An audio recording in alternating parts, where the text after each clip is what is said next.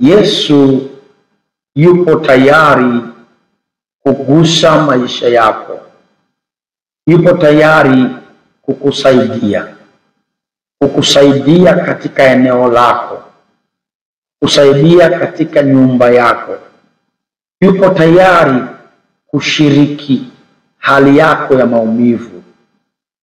Yuko tayari kutoa hicho kifungo katika maisha yako. Huo ugonjwa, yuko tayari kuondoa huo ugonjwa. Tunaongea juu ya Mungu mkuu sana, mwenye uweza wote na nguvu zote. Hebu tuinue imani zetu pamoja, tumwangalie Bwana. Najua wanadamu wanafanya vizuri, tunawapongeza. Inawezekana madaktari wanatusaidia, Mungu awabariki sana madaktari, lakini wanafika mahali hata wao wanakufa, hata wao wameshindwa mahala fulani. Lakini yuko mmoja tu asiyeshindwa, ni Mungu peke yake. Na sisi tunataka majibu yetu yatoke kwake. Nataka nizungumze jinsi ambavyo Mungu anajali hali zetu, na anajali sana hali zetu, na anaguswa na hali za maumivu yetu. Tutaangalia maeneo mbalimbali.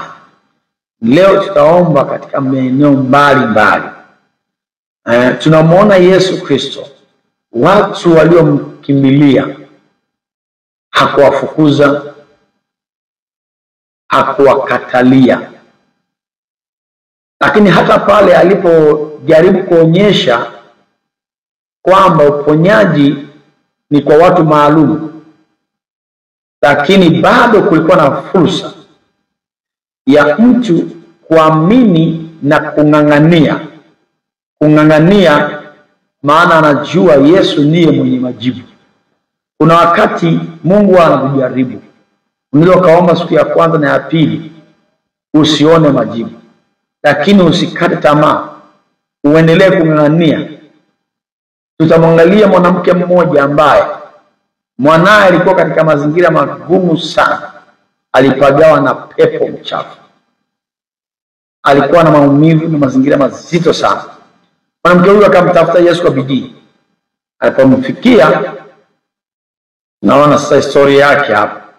Alipata vikwazo vingi sana, lakini kwa sababu alijua sina msaada mwingine, sina kimbilio lingine, majibu yako kwa huyu pekee, Yesu Kristo. Haijalishi vikwazo, haijalishi vikipingamizi, lakini nitahakikisha na nyenyekea mpaka nipate msaada. Tutasoma sasa mstari sura ya 15 Mathayo, kuanzia mstari 22 na kuendelea. Neno la Mungu linasema, na tazama mwanamke Mkananao wa mipaka ile akatokea, akampazia sauti akisema, unirehemu Bwana, mwana wa Daudi, binti yangu amepagawa sana na pepo. Wala yeye hakumjibu neno. Na wanafunzi wake wakamwendea, wakamwomba wakisema, hebu angalia jambo hili. Unaonaje wakati unamuomba Mungu halafu asijibu neno? Asijibu neno lolote. Unamwendea mtu, unajua kabisa anacho hicho kitu unachotaka, unamuomba, asijibu neno. Ni wangapi wanaonitazama leo ambao wamemuomba Mungu, lakini inaonekana kana kwamba hajajibu neno, ni kama amenyamaza? Haya, tuendelee. Nao wanafunzi wake wakamwendea wakamwomba wakisema, mwache aende zake, kwa maana anapiga kelele nyuma yetu. Hata wale wafuasi wa Yesu wanamwambia Yesu achana naye, anapiga kelele nyuma yetu. Kuna watu shida yako, kilio chako, wanadhani ni kelele, wanaona ni kelele. Lakini light wangekuwa kwenye viatu vyako, light wangekuwa katika maumivu ulio nayo, hawangesema hivyo. Wanasema hivyo kwa sababu wakati huu wanacheka, wana amani. Anasema achana naye, ni kelele, anatupigia kelele. Lakini mwenzake ana maumivu, anahitaji zito sana, ana jambo kubwa kabisa. Kuna watu wanaweza kwenda ofisini ya mtu muhimu kabisa wa serikali, unakwamishwa tu na watu wa mlangoni, pengine hamwezi kumuona kirahisi hivyo. Hawajui shida, hawajapitia shida. Kuna watu wanasubiri tu neno fulani kutoka kwa fulani, lakini unaweza kukuta kuna kauzibe huko watu wanazuia usimfikie mtu mwenye majibu. Kwa hiyo hawa wafuasi wa Yesu waliingiwa na roho ya kutoupenda, kutokuwa na huruma, na hiyo ni sura ya wanadamu walivyo, wanaokuwa karibu na mtu mkubwa, watu wanaokuwa karibu na mtu mheshimiwa. Kazi yao tu ni kufukuza na kusukuma watu, toka hapa, nenda mbali. Hivyo simguse kiongozi, ni hivyo. Wanafikiri kiongozi ni wa watu. Lakini nataka tuangalie hiki vipingamizi cha pili. Cha kwanza hajajibiwa, cha pili anaambiwa ni kelele. Tuachane naye, tuendelee. Akajibu akasema, sikutumwa ila kwa kondoo waliopotea wa nyumba ya Israeli. Alafu akajibu akasema, wewe umekosea njia. Mimi sikutumwa kwako wala kwenu, kabila lenu sikutumwa kwenu, nimetumwa kwa kabila la Israeli tu. Akasema hivi. Sasa hiyo inatosha kusema basi samahani sana, naomba niondoke, maana nimekosea, sihusiki na kupokea msaada. Laiti kama una shida ya kweli na unajua msaada ni hapo, na mwanao anakufa nyumbani. Angalia mwanamke alivyokuwa. Endelea. Naye akaja akamsujudia akisema, Bwana unisaidie. Akajibu akasema, si vema kukitoa chakula cha watoto na kuwatupia mbwa. Baadaye akashuka chini akamsujudia, alafu akamwambia, uponyaji ni chakula cha watoto, wewe ni kama mbwa, sababu si kabila letu. Kabila letu tunalihesabu kama mbwa. Kwa hiyo nikikupa uponyaji nitakuwa nimetoa chakula cha watoto. Akamuita mbwa. Hii ni kama alimkashifu kabisa, amemkashifu kabisa, lakini anajua hitaji lake. Huyu ndio mwenye majibu. Kwa hivyo ni vikwazo ya mwanangu, anamwangalia mwanae, mazingira alionayo, itarudije bila kubeba chochote kutoka kwa huyu mwenye majibu. Malizia mstari, endelea. Akasema, ndiyo Bwana, lakini hata mbwa hula makombo yaangukao mezani pa bwana zao. Akasema hata mbwa, hata kama ni mbwa basi nimekubali, lakini tunajua hata mbwa kuna makombo ya afya ya uponyaji, nipatie hata hayo. Endelea. Ndipo Yesu akajibu akamwambia, mama, imani yako ni kubwa, na iwe kwako kama utakavyo. Ndugu, endelea. Akapona binti yake tangu saa. Ndugu mpendwa wangu, msikilize vizuri. Majibu yapo, usikate tamaa. Mungu utupima, majibu yapo. Mungu akaiona imani, alikuwa anaipima imani. Leo nataka niongee na mtu ambaye hana sifa ya kupokea uponyaji, hana sifa ya kusaidiwa. Maana huyu hakuwa na sifa. Naanza na huyu mtu ambaye hana sifa, lakini huyu hakuwa na sifa. Kumbe ukiwa king'ang'anizi, Mungu anaiona imani yako, ingawa huna sifa. Mungu anaona huyu ameniamini mimi ndio na msaada. Basi akamwambia, mama, imani yako ni kubwa, iwe kama unavyotaka. Hiyo ndio neno nataka niombe kwako. Iwe kama unavyotaka, iwe kama unavyotaka. Alichotaka akapewa saa ile ile. Mwanae akapona. Iwe kwako kama unavyotaka. Wewe ambaye umepita vikwazo mbalimbali, umesumbuka katika kutafuta kitu fulani, lakini hicho kitu hujakipata, badala yake kuna mambo mengi ya kuvunja moyo. Umevunjwa moyo hata na Wakristo wenzako, umevunjwa moyo hata na wachungaji, umevunjwa moyo hata na mitume, umevunjwa moyo hata na manabii, umevunjwa moyo hata na watu wa nyumbani mwako, umevunjwa moyo hata na kipenzi chako, mwenzi wako, umevunjwa moyo na jamii, umevunjwa moyo na mazingira. yanakuambia wewe sahau, muujiza sahau, wewe huna sifa, wewe ni wa kupotea na kufa. Lakini imani yako inakataa, najua lazima nitafute msaada, lazima nitafute uponyaji. Huu sio wakati wa kufa, bado mimi ni kijana tu, bado mwili wangu hauruhusu kufa, lazima nimtafute Mungu. Labda nimtafute Mungu, sina pesa za bima, sina pesa za hospitali, lakini namuinulia macho Mungu wangu.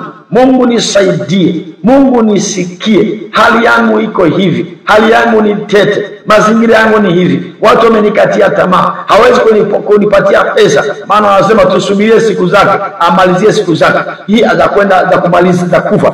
Hivyo kuna watu wanafika mahala wanakukatia tamaa, wengine pengine wanakukatia tamaa kimasomo, watu hawezi kutafuta pesa, ukasoma unasema huyu hana akili sawa sawa, acha tu, hatuwezi kumsomesha. Hivyo hata wazazi wamekukatia tamaa, wangejibidisha kidogo tu wangekusomesha, lakini wamekata tamaa, hawafanyi juhudi yoyote, kwa sababu wewe wamekuona tu ni mtu wa hali fulani, na hiyo hali itakuwa hivyo hivyo. Lakini wewe nataka leo ukang'ang'anie, mng'ang'anie Bwana, mng'ang'anie Bwana, mng'ang'anie Bwana, mshikilie Bwana, mfuate Bwana, mkimilie Bwana, muite Bwana, muite Bwana.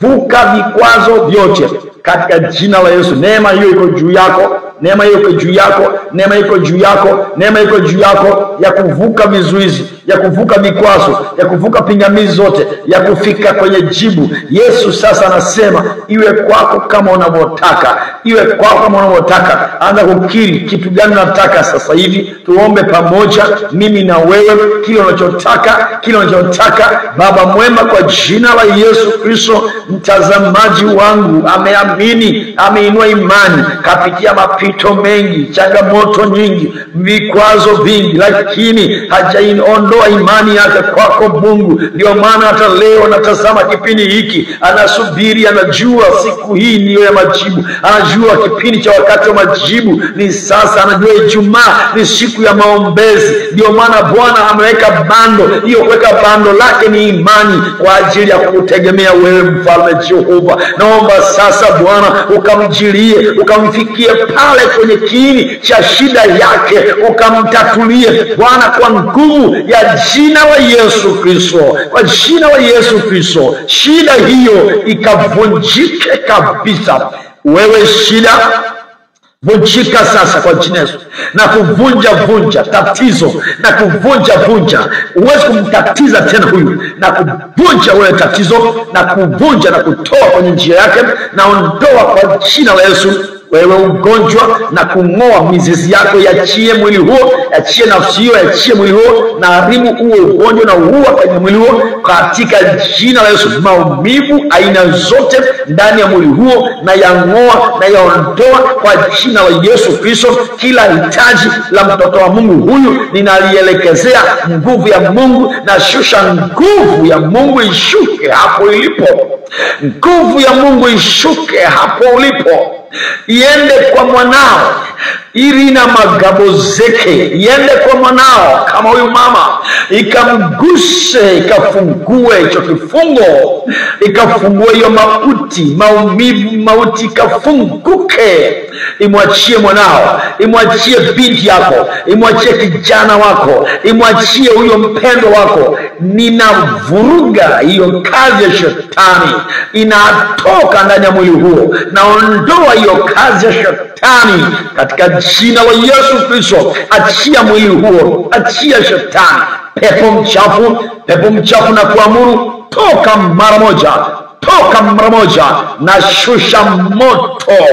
Ripakashanda ramamagite muziki, na shusha moto Bwana ushuke hapo kwenye nyumba yako. Ninafagia nguvu za giza, ninafagia kwa moto wa Bwana nguvu za giza, nguvu za wachawi, nazichoma moto. Nguvu za wachawi nazichoma moto. Moto wa Bwana anateketeza, teketeza sasa teketea sasa kila nguvu za kichawi, nguvu za giza, nguvu za mizimu, maruhani yote, majini, subiani, makata, chomeka moto. Achia mtu huyu, achia nyumba yake, achia biashara yake, achia hatima yake. Na shusha moto Bwana kwa jina la Yesu. Leo ni mwisho wa kumtesa, leo ni mwisho wa kumtesa, na komesha mateso, wala hayatainuka tena mara ya pili. Aibu na ikomesha leo,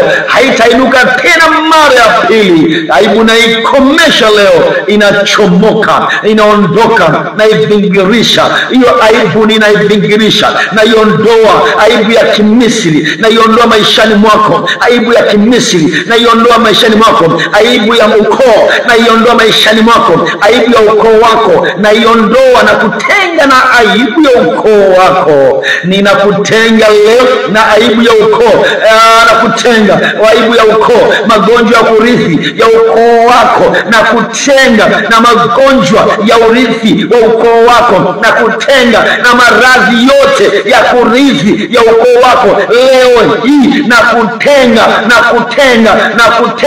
naondoa jina lako katika misingi ya laana za kurithi za ukoo, na lichukua jina lako na liondoa kwenye misingi ya vifungo vya ukoo, na liondoa jina lako kwenye vifungo vya kabila, naondoa jina lako kwenye vifungo vya umaskini, na kutoa kwenye umaskini, na kutoa kwenye maradhi, na kutoa kwenye uchuriba taika majini na maga, na kupikecha, na kuchomoa huko, na kuchomoa huko, na kutoa kwenye kumbukumbu zao, kwenye misingi yao, kwenye uhalali, kwenye kumilikiwa na miungu ya nchi, kumilikiwa na mizimu, kumilikiwa na nguvu za wachawi za kifamilia, na kutoa kwa damu ya Yesu, na kupa ushindi. Umewashinda, nimewashinda adui zako kwa damu ya Yesu, kwa damu ya Yesu Kristo.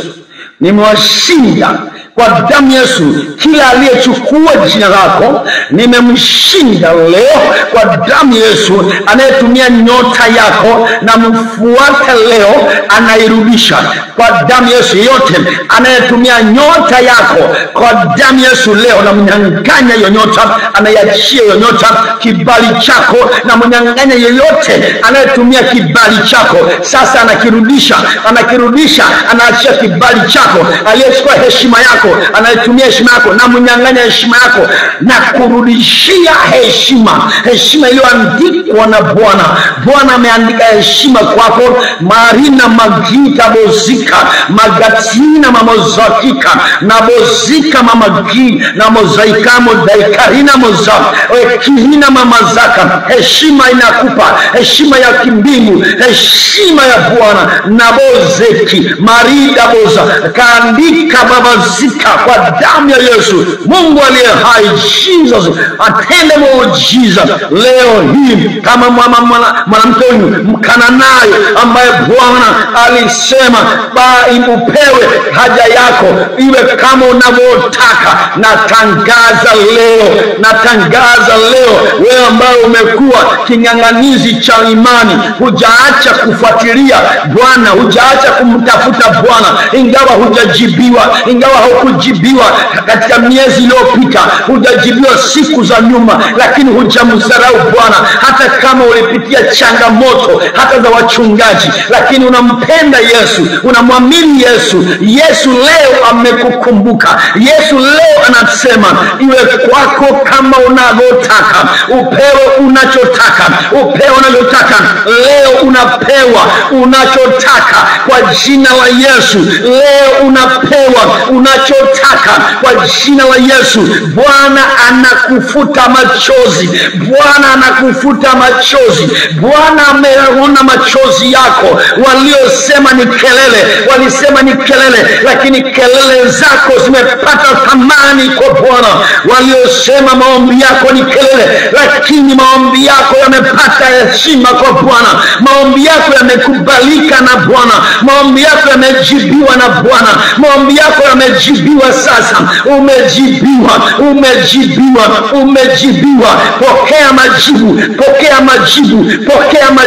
Pokea majibu. Ni jibu lako mpendwa, hili ni jibu lako mpendwa. Chukua unachotaka. Churimazirika. Nimemuomba Bwana usiku wa leo akupatie unachokitaka. Umepewa leo kwa jina la Yesu. Mpendwa mtazamaji wangu, Yesu anajali hali zetu.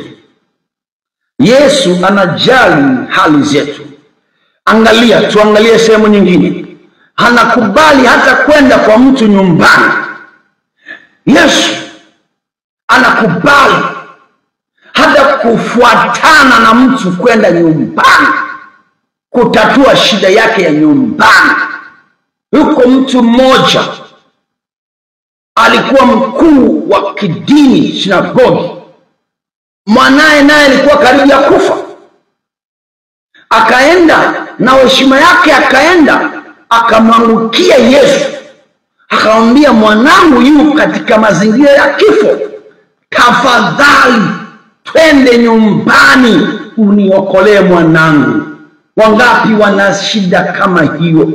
Wanatamani Yesu afike nyumbani.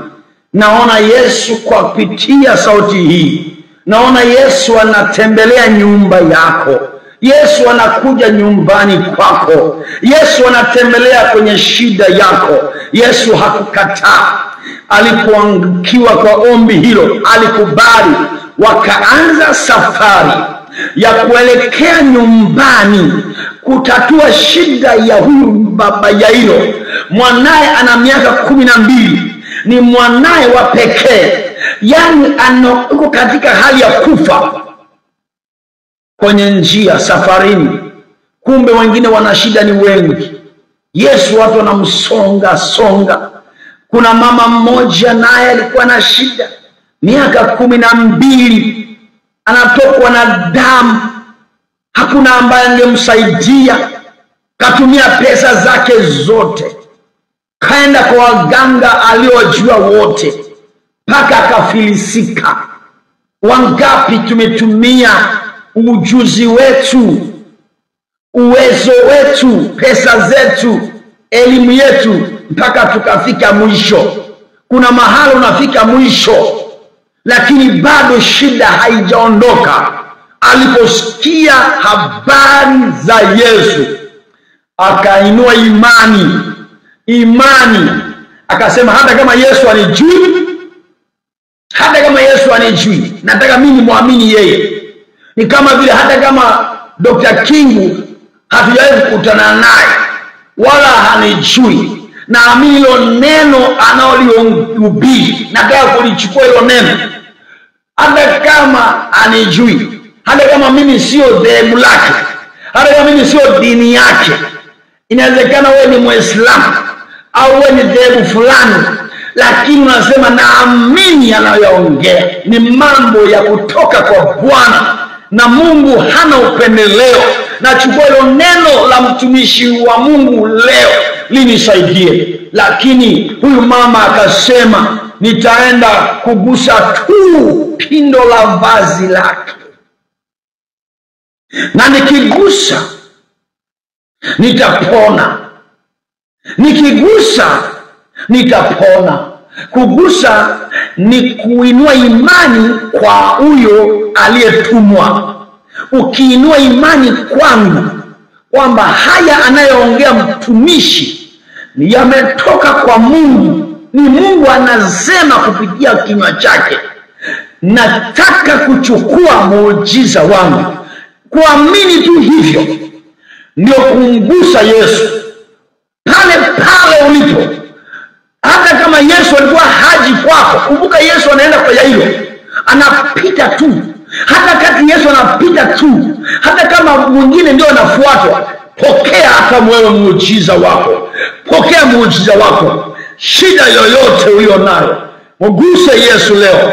Amini hilo neno. Natamka neno la uzima, uzima uingie kwako na kuomesha mateso ya miaka mingi, aibu ya miaka mingi. Huyu mama alitokwa damu miaka 12, alitengwa na familia, alitengwa na jamii. Kuna mambo umefanywa, umetengwa kabisa, haukajabozeki bitoromozaka, maigati, umetengwa, uko mbali na familia, mbali na furaha, mbali na amani, mbali na mafanikio, umetengwa, unateseka, unataabika. Leo unakaribishwa, leo nakukaribisha, leo nakukaribisha na kurudishia hadhi yako iliyopotea, na kurudishia vazi la heshima, na kuponya kwa damu ya Yesu. Afya ikuwe mingie, ponywa popote pale katika jina la Yesu. Angalia sasa mstari michache, ni Marko 5 mstari wa sasa. Yairo wako na Yesu, anaenda nyumbani kumponya mwanae. Wamekaribia nyumbani, wakakutana na watu kutoka kwenye nyumba yake. Wanamwambia, umechelewa, mwanao ameshakufa. Lakini Yesu akasema jambo.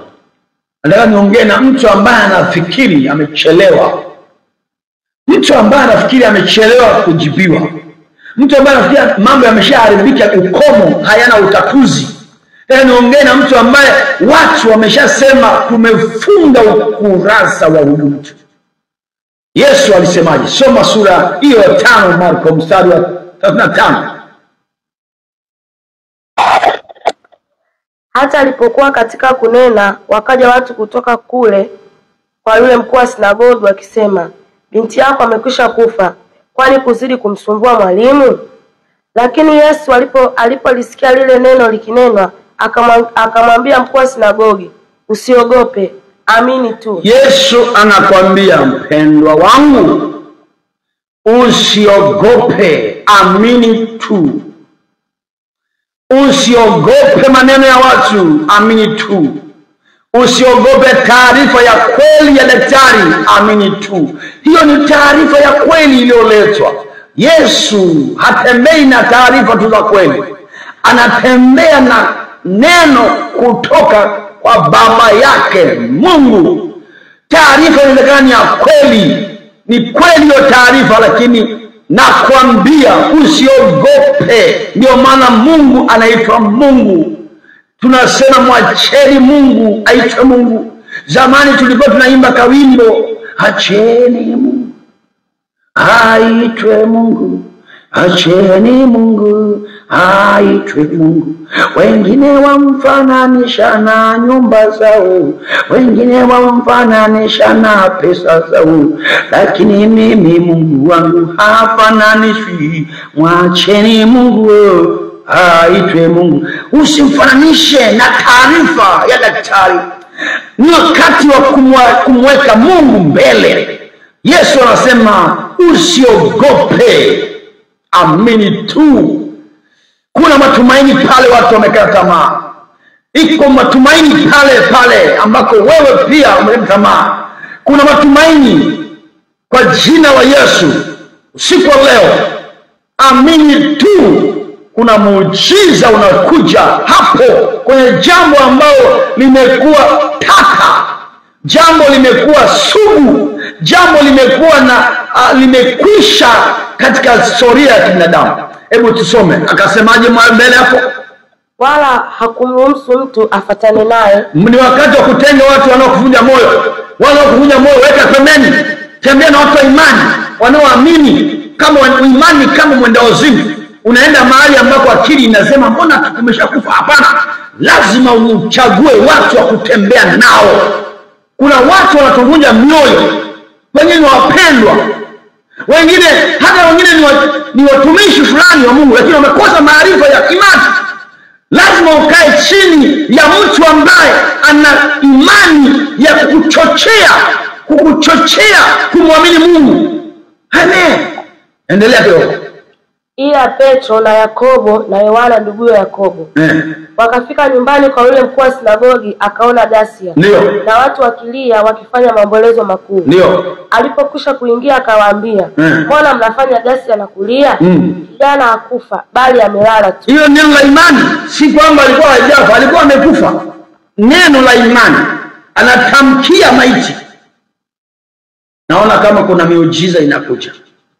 Naona kuna miujiza. Naona kama kuna mtu Mungu anampa imani ambayo italeta majibu kwenye jamii na katika kizazi chetu. Hiyo nasikia moyoni.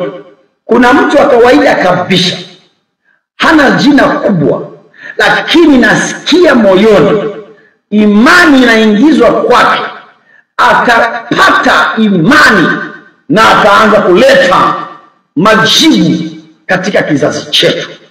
Tunahitaji wendawazimu wa imani. Tunahitaji watu ambao wanaenda mahali dunia iendi.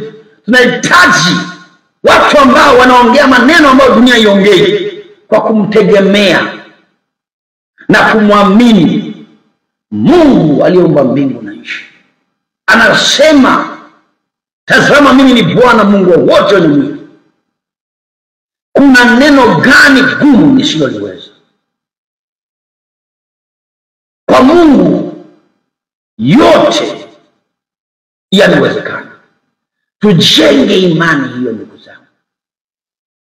Tunapoelekea, dunia inaanza kulewa kama mlevi. Tunapoelekea, dunia inawaya kama machela. Dunia inaenda kuanguka kinabii kabisa. Lakini kuna watu wanawekwa kwenye kizazi hiki kuwa tegemeo la wengine. Si wengi, lakini wapo. Na hawawezi kuwa hivyo mpaka wamesikia neno, wakasema mimi ndiye wa kutegemewa. Yesu akasema hajafa, amelala tu. Akamwamsha, akaamka. Akasema mpeni chakula ale. Mpendwa wangu, nataka nikuombee. Tuombe pamoja. Kuna jambo ambalo limefikia ukomo. Mungu anarejesha. Kama huyu mtoto alifufuka, tunataka tufufue mambo yaliyokufa. Mambo yaliyokufa yafufuke leo. Tunafufua kila kitu kilichouawa. Tunakifufua leo kwa damu ya Yesu. Na wewe anza kukifufua. Fufua kila kitu ambacho ulikipoteza. Na fufua vipawa kwako. Na fufua karama zako. Na fufua karama za uponyaji. Na kufulia karama ya imani, karama ya unabii, karama za kupambanua roho, karama za neno la maarifa, karama za neno la hekima, karama za uponyaji, karama za miujiza, karama za kunena kwa lugha, karama za kutafsiri lugha, na kufufulia karama za kutembea na Mungu katika viwango vipya.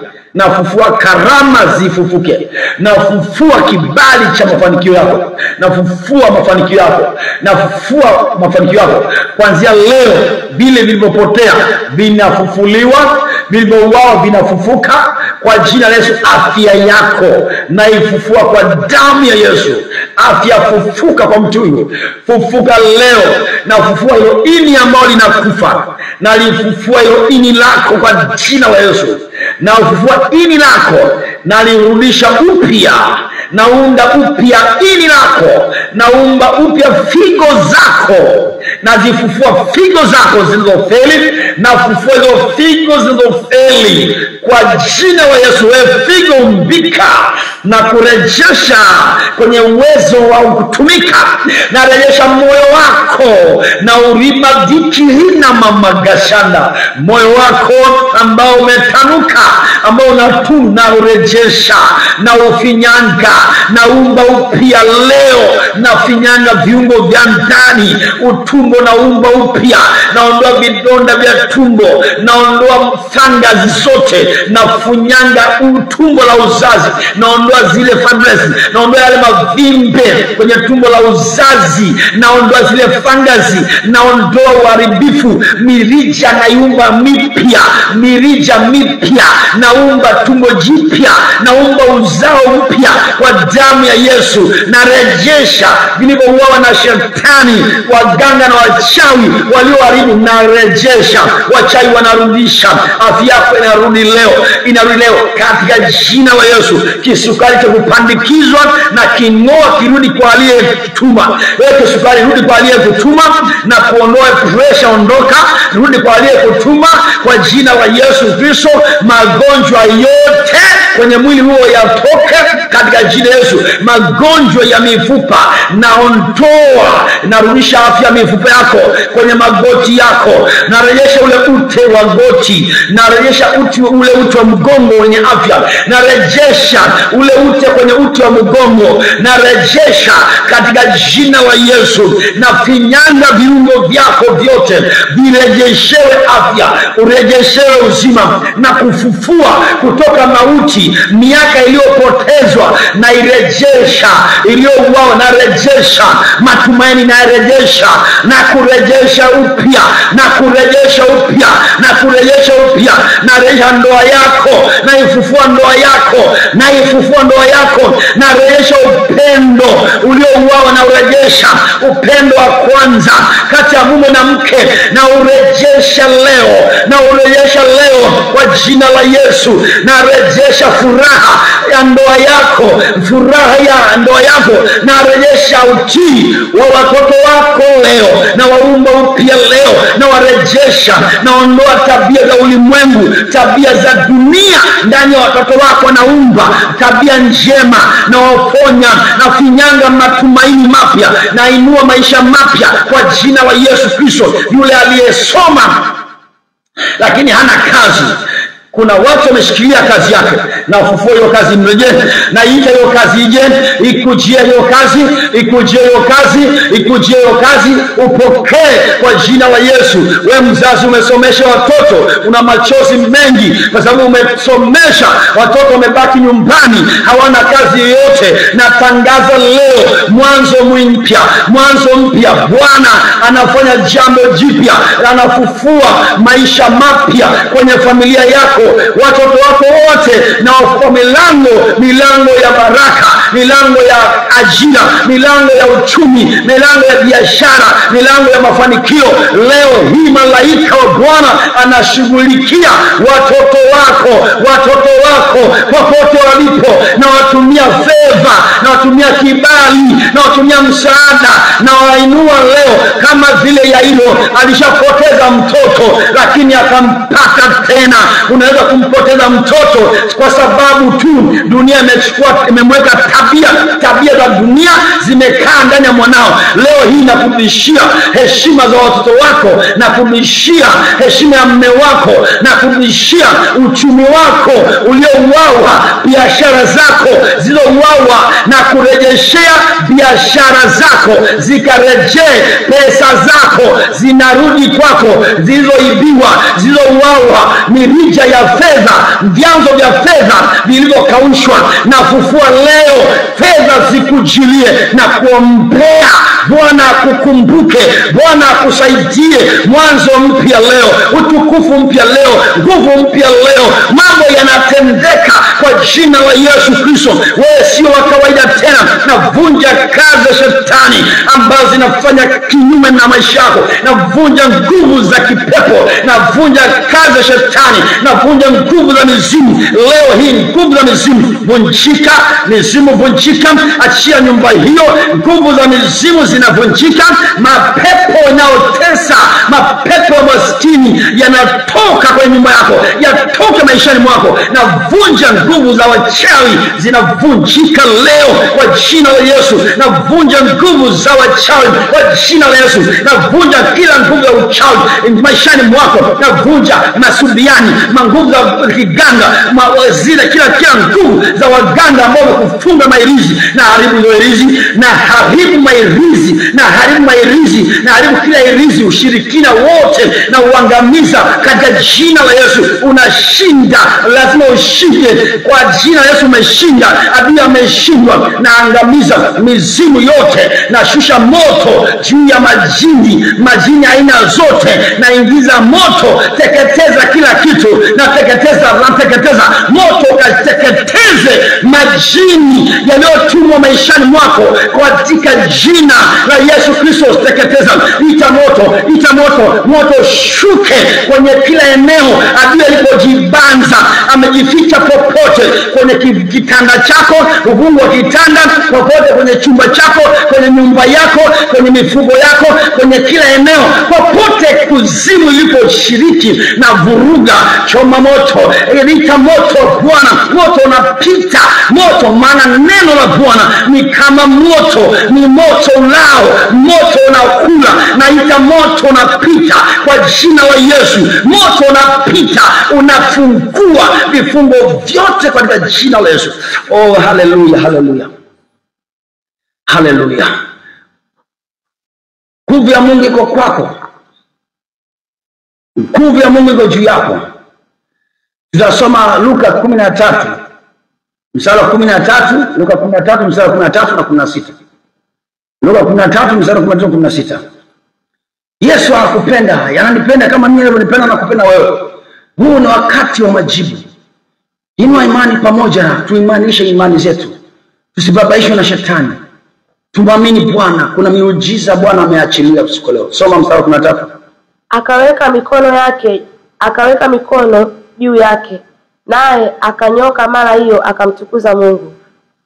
Na huyu mwanamke aliye uzao wa Ibrahimu, ambaye shetani amemfunga miaka 18, haikupasa afunguliwe kifungo hiki siku ya Sabato? Ulikuwa na mwanamke amefungwa miaka 18, amepindamishwa, kapinda. Kuna watu wamefungwa mifungo miaka mingi. Yesu akasema ilipaswa afunguliwe huyu mtu. Na wewe unapaswa kufunguliwa. Unapaswa kufunguliwa. Unapaswa kufunguliwa kwa jina la Yesu Kristo. Kifungo hiki leo ndio siku ya kufungua hicho kifungo. Yesu alimuona kutokea mbali, akaja. Watu walikuwa wameshamzoea, yuko hivyo tu shida yake. Yesu akaja, akamuona yule mwanamke anateseka, akaja akamgusa, akapona. Alafu akaanza kulaumu watu, kwa nini umemponya siku ya Sabato? Yesu akasema huyu mwanamke anateseka. Ndugu zangu, kuna watu na mateso. Kuna watu na mateso. Kuna mahubiri tunaweza kuhubiria tu, lakini kuna mateso yapo. Oh, Yesu anajali kuponya afya. Yesu anajali sana, na leo hii upokea afya yako.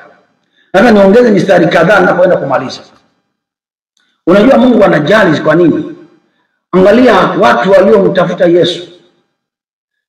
Yule akida alipokuja kwa Yesu, Yesu akasema ndakuja kumponya mwanao. Hakukataa. Akasema ndakuja, mtumwa wako.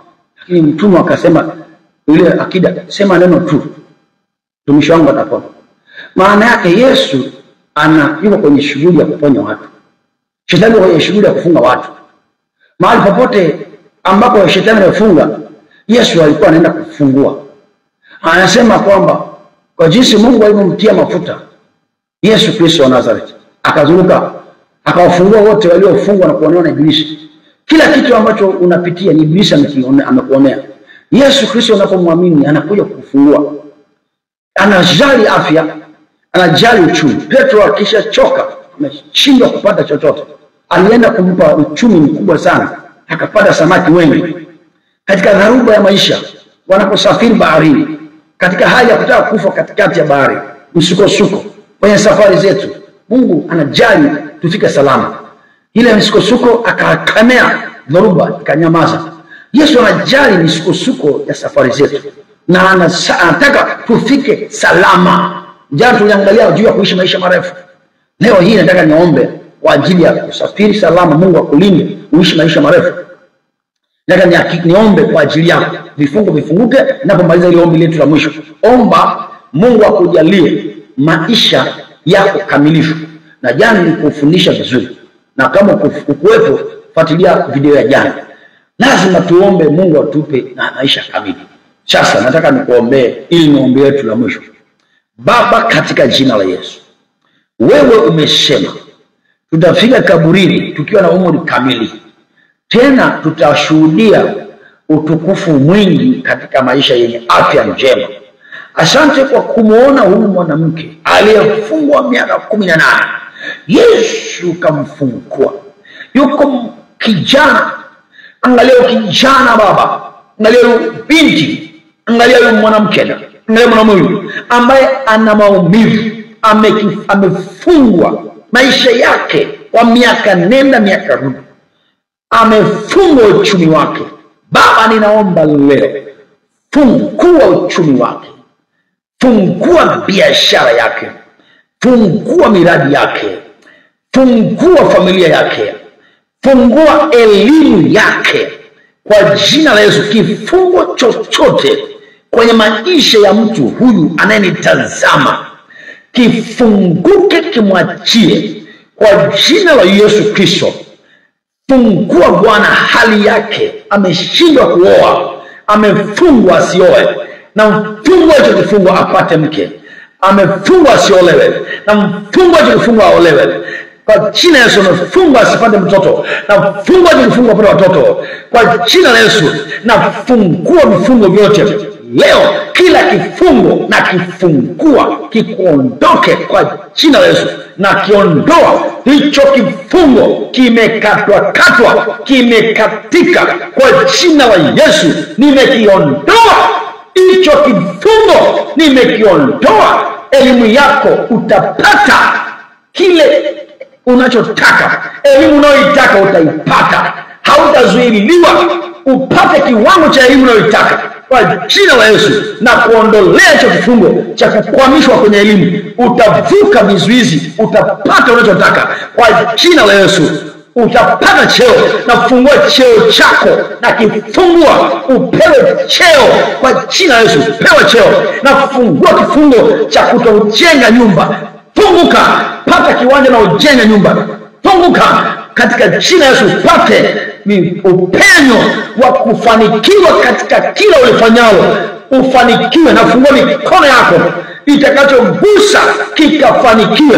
Na fungua mikono yako na ibariki kwa jina la Yesu. Na fungua miguu yako iende mahali penye utele kwa jina la Yesu, na kufungulia dunia ikawe ya kwako, ukaitalii dunia na ukaifaidi dunia katika jina la Yesu. Umepewa sio Tanzania tu wala sio Afrika, umepewa dunia ukafanikiwe popote miguu yako itakapokanyaga. Nimekupa, asema Bwana, popote unaenda Bwana amekumilikisha. Hakuna mtu yeyote ataweza kusimama kushindana na wewe siku zote za maisha yako, na utaishi maisha marefu yaliyokamilika.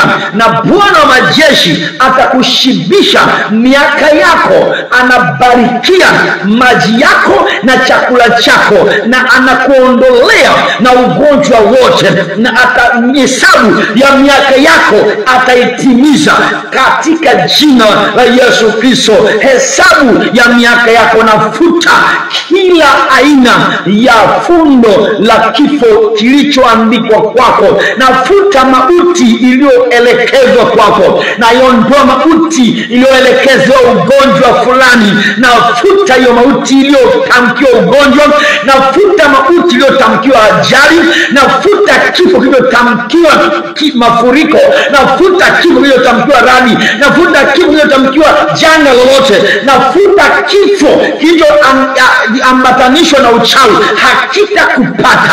Naondoa vifo vyote, natoa kila kifo ambacho kimetajwa, naondoa kila mauti, kila kifo kilichotengenezewa tarehe, kilichotengenezewa masaa, kwenye masaa yako, kwenye dakika zako, sekunde nazikomboa, na kuna kifo kwenye dakika zako, nakomboa dakika zako ziwe salama, nakomboa masaa yako yawe salama, nakomboa siku zako ziwe salama, wiki zako ziwe salama, miezi iwe salama, miaka iwe salama. Nafuta hakuna nafasi ya upenyo wa kipepo katika jina la Yesu. Ninakulinda kwa damu ya Yesu. Damu ya Yesu inakulinda, na kutamkia neno hili, kwa damu ya Yesu umeshinda kitu chochote kitokacho kwa shetani.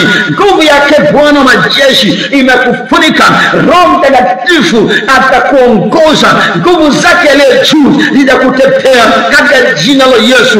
Walio pamoja nawe leo ni wengi zaidi kuliko wale walio na adui zako. Utavuka mahali pasipovukika, utapita mahali pasipopitika, njia itapatikana katika jina la Yesu. Hata bahari itatoa barabara, utaenda mbele katika jina la Yesu. Maisha ya kujichosha ninayakomesha na kupa maisha mapya ya utele kama Petro aliyepata samaki. Maisha yako yajawe utele, maisha yako yajawe utele, maisha yako yajawe wingi, yajawe mema, yajawe baraka. Mimi Bwana nikupae nguvu za kupata utajiri ili kulifanya imara agano langu. Bwana anakupa nguvu, anakupa hekima, anakupa mbinu, anakupa mikakati ya jinsi ya kufanikiwa hapa duniani, jinsi ya kupata mali, jinsi ya kupata pesa, jinsi ya kupenya katika jina la Yesu. Kwa ushindani wowote Bwana atakupa kushinda, na utafikia malengo ya juu kabisa. Uwe juu sio chini, uwe kichwa sio mkia. Milango yako ifunguke usiku na mchana, mataifa wakutumikie kwa jina la Yesu Kristo. Ubarikiwe pale ulipo, ubarikiwe mjini, ubarikiwe kule mashambani, ubarikiwe uzao wa tumbo lako, ubarikiwe uzao wa nyama wako, ubarikiwe tubosheteri magupiri magaka mozeka, ubarike teki, ubarikiwe benki yako, ubarikiwe kapu lako, ubarikiwe benki yako. Mbingu zako zifunguke, zikupe mvua ya wakati kwa jina la Yesu. Ulindwe kwa damu ya mwana kondoo. Damu ya Yesu Kristo ikulinde, na ubariki wa nyumbani mwako, na ubariki wapendo wako, na bariki hatima zako, na kubariki kwa jina la Yesu. Uwezo wa Mungu kulinde, uwezo wa Mungu kutunze. Bwana hata kuacha wala hata kupungukia hata mwisho wa dunia. Yesu yuko pamoja na wewe, hata kupungukia wala hata kuacha. Usiogope, amini tu. Bwana mkono wake una nguvu wa kuwashinda adui zako, maana aliye ndani yako ana nguvu na ni mkuu zaidi kuliko adui aliye nje. Ushindi ni wako, ushindi ni wako. Mshukuru Bwana, wewe umeshinda. Pokea mema ya Bwana, pokea mema ya Bwana, pokea mema. Umepewa mema. Usiku huu ni usiku wa mema kwa jina la Yesu Kristo, kwa jina la Yesu Kristo, kwa jina la Yesu Kristo. Kama umepokea useme hapo amina nzuri. Mungu akubariki sana ndugu yangu. Najua Bwana ametutendea. Asante Bwana Yesu. Asante Yesu kwa kututendea. Asante kwa kututendea miujiza. Pokea hiyo miujiza. Wewe ulikuwa mgonjwa, pokea afya yako, pokea afya yako.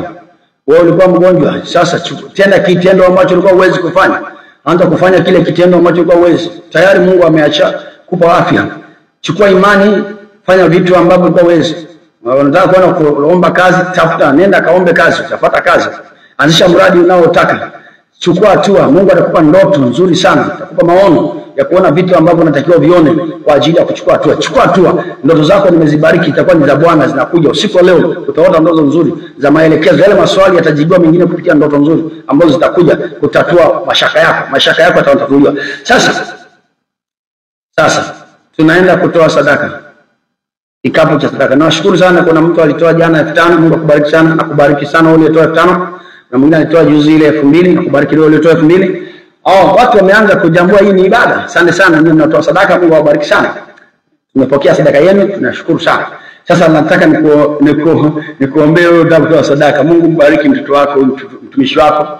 Sadaka yake anaenda kuitoa kwa kikapu hiki cha sadaka kwa ajili ya kazi hii ya Injili. Bwana ukamuonekanie katika kila haja za maisha yake, kwa kuwa amehusika kuipeleka Injili mbele. Sasa kikapu chetu ni hiki, namba hii 0714 78 34. Narudia, kikapu cha sadaka. Toa sadaka yoyote, inaweza kuwa 500, 1000, 2000, itatusaidia sana. Tutaweza kuweka bando, tutafanya kitu fulani hapa. Hakuna sadaka ndogo. Ile utasikia tu wewe toa. Kitaka kutoa 5, 10, vyovyote vile. Lakini sadaka yako tunaheshimu sana, na usidharau sadaka yako. Itakuwa na kazi nzuri sana katika kipindi chetu. Narudia, namba ya kikapu chetu cha sadaka ni 0714 78 tena 34. Nikuage, tutakutana Jumatatu. Kumbuka kesho na Jumapili huwa hatupo hewani. Kwa hiyo Jumatatu tutakuwa pamoja kuanzia saa 4 mpaka saa 5. Asante kwa kuwa pamoja nami. Comment pale, like na ushare, na nakupenda. God bless you. Amen.